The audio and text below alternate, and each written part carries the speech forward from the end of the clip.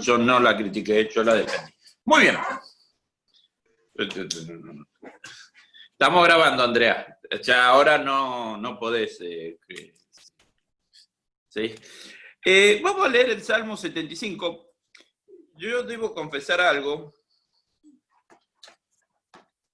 que muy pocas veces sucede, o sucede muchas veces, póngalo como usted quiera, pero a veces cuando nosotros leemos la Biblia, ya los pasajes bíblicos ya los conocemos medio de memoria, generalmente los que más se usan. ¿Sí? Yo le decía a alguien, hoy le digo, yo empecé a predicar en el año 97, y empecé a predicar casi todas las semanas, o 2 veces por semana, desde hace 18 años. Imagínense que hay muchos pasajes bíblicos que los prediqué un montón de veces, y hay otros que prediqué muchos pasajes bíblicos, y es muy difícil encontrar algo que me sorprenda en el sentido, che, esto no lo leí nunca. Esto me pasó con el Salmo 75. Es muy interesante, es como una pequeña joyita que está ahí en la Biblia, dentro de muchas, y el Salmo 75, si usted lee en su Biblia, en las Biblias de papel generalmente, dice, tiene como una frase, al director musical, sígase la tonada de no destruyas, Salmo de Asaf, cántico, ¿no? Ustedes pueden buscar después cuál es el Salmo de Asaf. Sí, el Salmo de Asaf, si yo no mal recuerdo, es el, déjenme buscar, muchos hablan el 11, pero yo estoy en mi duda, ¿no? Es interesante el Salmo, empieza a decir, no es un Salmo de David, no lo menciona David, ¿sí? Es de Asaf, dice, te damos gracias, oh Dios, te damos gracias e invocamos tu nombre. Empieza con una alabanza, ¿sí? Todos hablan de tus obras portentosas, ¿no? Reconoce que Dios empieza, ¿sí? Que ellos lo alaban por las obras que hizo Dios, ¿no? Por esas obras portentosas, poderosas. Hasta ahí es un salmo que mucha discusión no podemos tener. Es un salmo que, en el sentido más gráfico, para mí, este primer versículo es una canción. No podemos encontrar nada extraordinario. Pero en el 2 y el 3 dice, tú dices, Dios dice, ¿sí? Dios dice, el salmista está escribiendo, dice, tú dices, cuando yo lo decida, juzgaré con justicia. La primera declaración es que es una verdad teológica. Dios juzga con justicia. ¿Sí? Él dice eso. Y se pone en el nombre de Dios. Dice, tú dices que juzgaré con justicia. Cuando se estremece la tierra con todos sus habitantes, soy yo quien afirma sus columnas. ¿No? El salmista dice 2 grandes verdades teológicas que van a marcar todo el Salmo. La primera verdad teológica, que tenemos que reconocerlo, el único que juzga con justicia es Dios. No hay ningún hombre, ni pastor, ni líder, ni juez, ni político que va a juzgar con justicia. Siempre va a ser parcial. Esto es lo mismo a mí cuando yo, esta semana, Andrea acaba de sufrir lo que son los exámenes, ¿no? Y en algún examen estuve yo como oyente y como juzgador. Cumplí la papel, ¿no? Y cuando estaba como juzgador, yo digo, qué tipo honesto que soy, qué bueno que soy. Soy imparcial, ¿no? Porque le puse a todos 10 y le hice más rápido. Todos 10. Pero cuando estaba como oyente y escuchaba al otro profesor que tomaba, Yo decía, qué barbaridad, qué hombre injusto que es esta persona. ¿No? No lo puedo decir en una mesa de examen, me tengo que quedar callado. Me apago el micrófono y hoy comí alfajorcito de maicena que trajo alguien, ¿no? Y mientras el otro hablaba, yo comía alfajorcito, para no decir nada. Pero es porque soy imparcial, ¿no? Sí, no soy imparcial, tengo una parcialidad siempre. Y esta es la realidad, todos somos parciales. El único que juzga justamente es Dios. Y eso nos tiene que dar tranquilidad. ¿Por qué? No es un hombre que nos va a juzgar, es Dios. Lo segundo dice, cuando se estremece todo, cuando todo estalla, que eso sucede muchas veces en nuestra vida, que sentimos que el mundo implosiona de tal manera y que no sabemos qué va a pasar, dice, el que afirma las columnas, el que sostiene el mundo, el que sostiene tu vida y mi vida, es Dios. En una situación compleja, ¿no? Cuando uno no recibe un mazazo en la cabeza, ¿sí? Algo que le golpea y que lo noquea, y no sabe para dónde arrancar. El salmista dice, el que me sostiene, el que me afirma es Dios. Y eso también nos da una tranquilidad. Porque no es un partido político, no es una persona, no es una institución que van y vienen. Es Dios, el único que nos puede sostener firmemente. El salmista en este salmo empieza dando gracias a Dios, empieza a decir dos verdades teológicas que son claves para la vida del cristiano. Pero a partir del 4 empieza a dar consejos. Y esos consejos, recuerden que esto se cantaba en el culto. ¿Sí? Se está cantando en el culto. Muchos dicen que los consejos son para un rey que era muy malo. O sea, imagínense que nosotros nos pongamos a cantar en un culto cosas contra un rey o contra un político. Vamos a terminar peleado entre todos, algo así. Bueno, pero yo lo cantaba. Dice, no sean altaneros, digo a los altivos. No sean soberbios, ordeno a los impíos. No hagan gala de soberbia contra el cielo, ni hablen con aires de suficiencia. Yo cuando lo leía y lo releía y ahora yo cuando preparo un mensaje generalmente escribo un bosquejo, ahora yo no lo estoy haciendo eso, por eso algunos dicen que me extiendo demasiado, dice, pero sí me gusta marcarlo, si ustedes ven, marcar la Biblia, ¿no? Y lo que me llama la atención. Y yo marqué altaneros, altivos, soberbios, impíos, ¿no? Como que le está hablando a esa persona. Ahora, yo creo que nos habla a todos. Primero, no seas altanero. El altanero es el peleador, el que se la cree que la sabe toda. Primera cosa que está diciendo el Señor, no te la creas todas. No seas soberbio.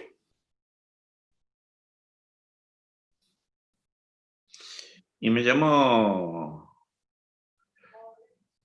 mucho a la reflexión.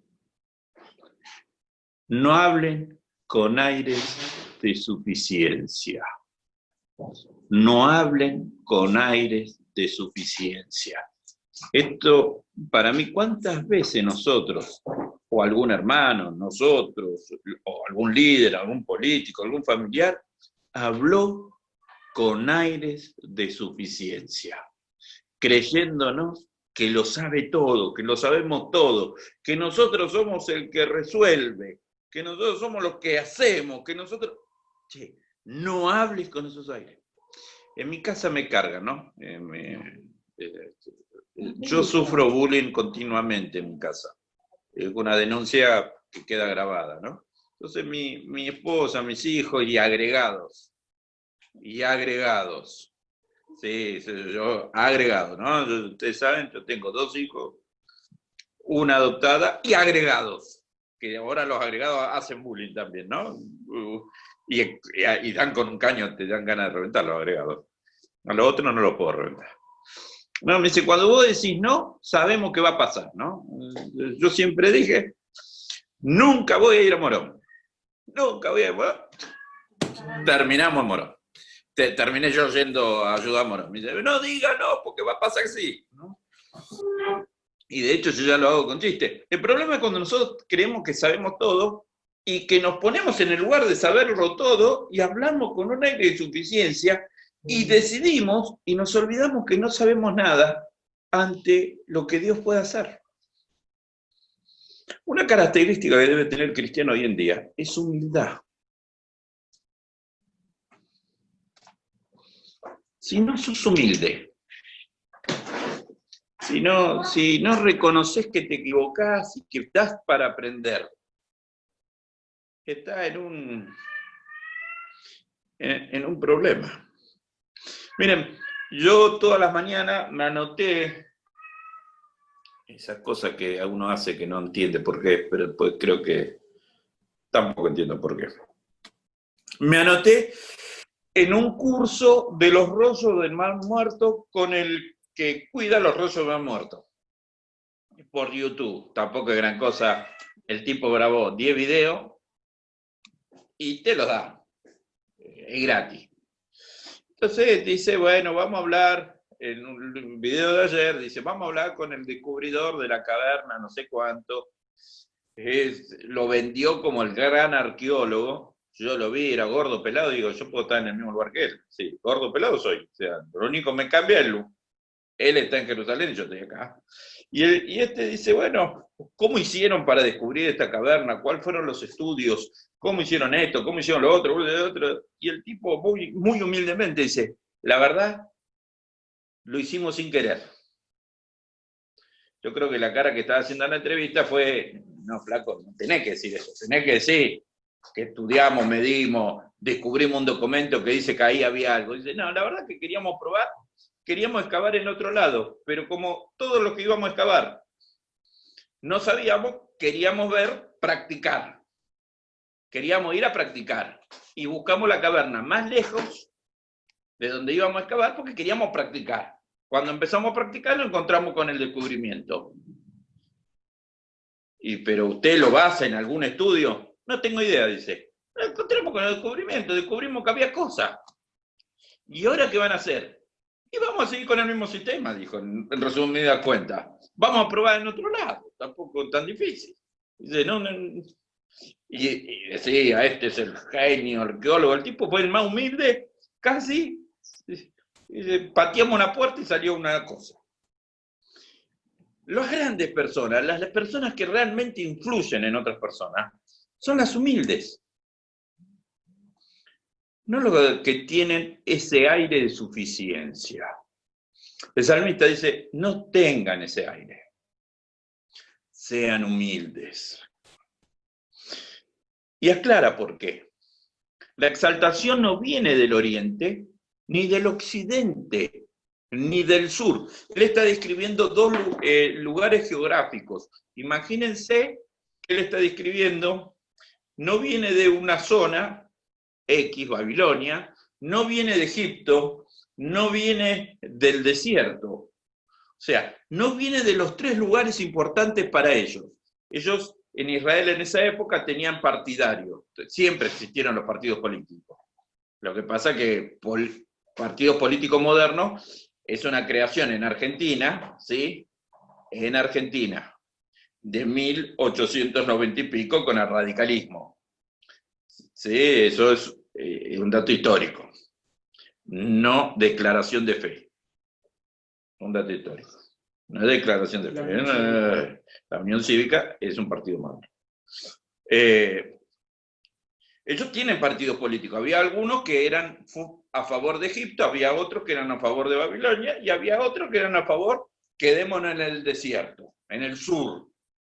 ¿Sí? Y acá un poco dice, el salmista dice, che, mirá que la exaltación no viene ni de este partido, ni de este partido, ni de ese grupo. no te hagas el suficiente, porque no es la gente, no es el partido, no es la idea la que te va a exaltar, sino que es Dios el que juzga a unos, humilla y a otros exalta. La exaltación viene de Dios, no de los hombres. Tengamos cuidado cuando los hombres nos exaltan. Tengamos cuidado. No tengamos aire de suficiencia, porque la exaltación que vale realmente es la de Dios.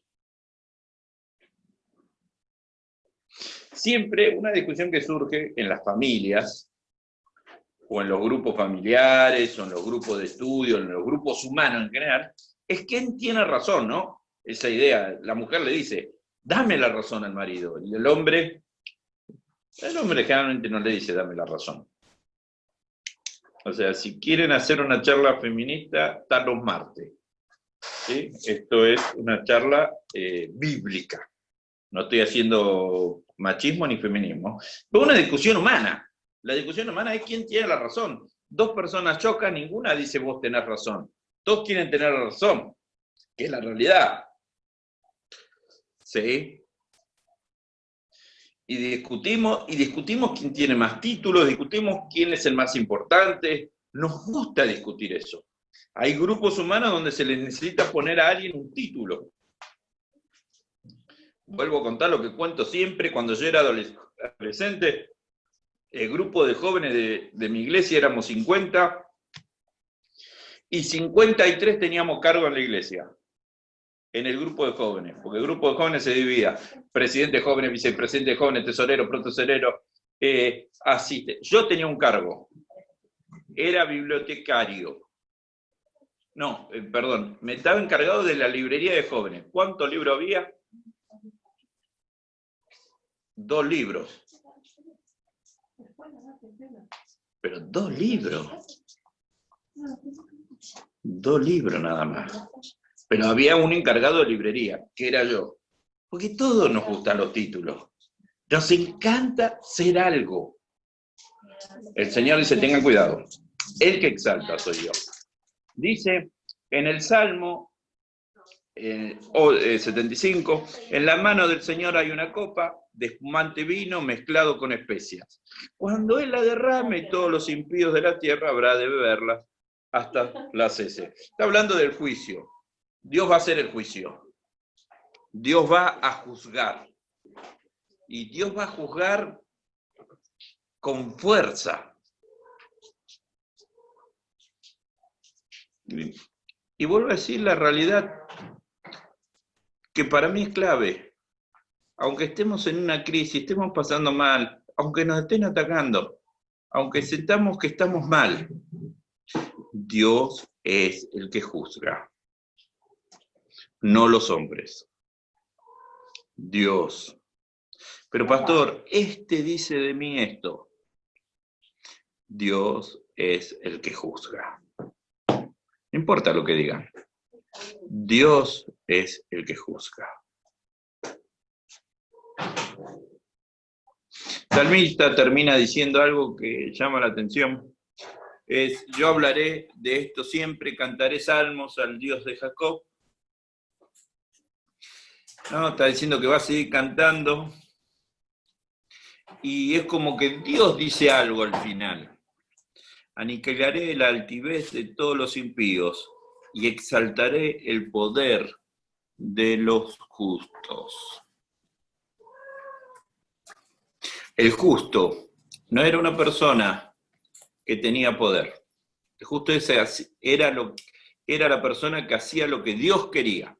La justicia en la Biblia, o las personas justas en la Biblia, no son aquellas personas imparciales, son aquellas personas que hacen lo que Dios quiere, aunque todos le digan que no tiene que hacer lo que Dios quiere. ¿Sí? Aunque sean, dice, a esas personas les daré poder. El desafío que tenemos por delante, como iglesia, como familia, como personas, es realmente ser justos, realmente seguir los caminos del Señor, no ser altanero, no ser altivo, no ser soberbio, no ser impíos, no hablar con suficiencia, dejar que Él juzgue por nosotros, porque Él nos va a exaltar en su debido tiempo. Una cosa que tenemos especialmente en Argentina, es esta idea, vuelvo a decir, de quién tiene razón, quién se equivocó, y nos apuramos, nos enojamos por defender eso. Y pasa mucho en nuestras familias, pasa mucho en nuestras comunidades, pasa mucho. Y estamos ahí pensando, ¿qué? ¿Esto cómo es? La verdad, que Dios es el que juzga. Dios es el que exalta. Dios es el que determina, no los hombres. Y nosotros no le rendimos cuenta a hombres, le rendimos cuenta a Dios.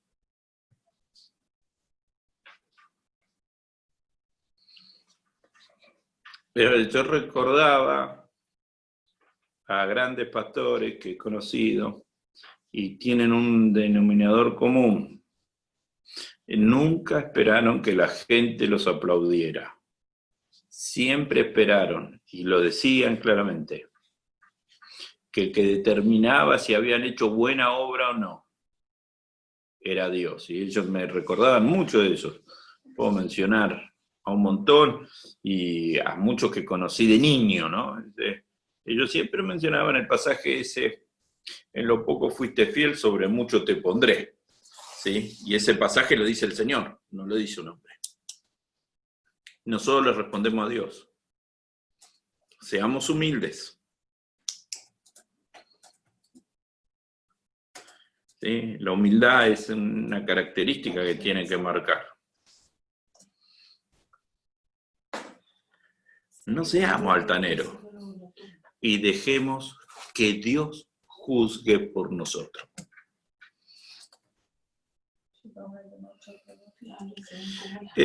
Yo generalmente nunca tuve un conflicto judicial, así que no conozco un juez. La verdad no conozco a ningún juez. Y gracias a Dios que no conozco ningún juez. Pero sí he estado cuando yo era chico, éramos 4 hermanos en mi casa, donde teníamos conflictos existenciales. ¿Quién se había comido el dulce de leche? Y la verdad que la culpa la tenía siempre el mismo. Era algo medio injusto, todos me echaban la culpa a mí. Mi hermano mayor no se metía, mi hermana era más vehemente, usaba sus hermosas manos para criar a mi sobrina hoy, pero a mí me rajuñaba la espalda, y el más chico era el que morfaba también dulce de leche conmigo, ¿no? Entonces yo reclamaba, pedía justicia, ¿no? Y cuando mi papá determinaba algo justamente, que me castigaba a mí, ya, ¿no? Vos no vas a comer dulce de leche ahora. Yo decía, qué injusto que es la vida, ¿no? Este hombre que la gente ve en el templo, que es tan espiritual conmigo, no me juzga como corresponde, ¿no? Yo le hacía planteamientos medio teológicos y mi viejo me tiré toda la boca con dulce de leche. O sea, 1 más 1 son 2. Si no fuiste vos, pasaste rapando. Esos planteamientos que a veces hacemos, ¿sí? Se lo podemos hacer a los hombres, pero Dios sabe lo que nosotros hacemos. Lo bueno y lo malo. Sí. Dios sabe cuando nos equivocamos y cuando tenemos razón. Dejemos que Él juzgue por nosotros. Dejemos que Él sea el que nos exalte, no los hombres. Cuando alguien te dice, y no es su caso, pero me ha pasado, ¿no? Que viene uno y me dice, no, usted es un genio, esto que el otro, yo ya sé que me van a clavar. En algún momento va a venir, me van a dar atrás en la espalda y yo voy a decir, Y todo, y me dicen, ¿no te diste cuenta? Varios de ustedes me han dicho a veces, ¿no te diste cuenta? Sí, me imaginé que venía por ese lado. ¿Por qué quieren que haga? No, soy Gil y seré Gil toda la vida y seré esa persona. Porque lo importante, no tenemos que estar mirando quién nos hace, sino quién nos defiende, que es Dios. Y eso dice el Salmo. En vez de estar preocupados quién nos ataca, pensemos quién nos defiende. ¿Quién está juzgándonos? ¿Quién está con nosotros? ¿Quién nos está sosteniendo? Dios, no los hombres. Vamos a orar, ¿sí? Yo creo que es una joyita que yo encontré que me pareció interesante, ¿no? Capaz siempre vamos a los salmos más conocidos. Y este salmo tiene esas grandes verdades que nos pueden sostener en tiempo de crisis. Señor nuestro Dios, gracias. Gracias porque nos sostienes. Gracias porque tú nos juzgas. Y gracias porque tú nos exaltas cuando es el tiempo, cuando tú lo crees necesario. Enséñanos a ser humildes. Enséñanos a no creernos las cosas que no somos. Enséñanos a no tener soberbia. Que tu Espíritu Santo esté obrando en nosotros. Seguimos rogando en este tiempo por la salud de todos. En nombre de Jesús. Amén.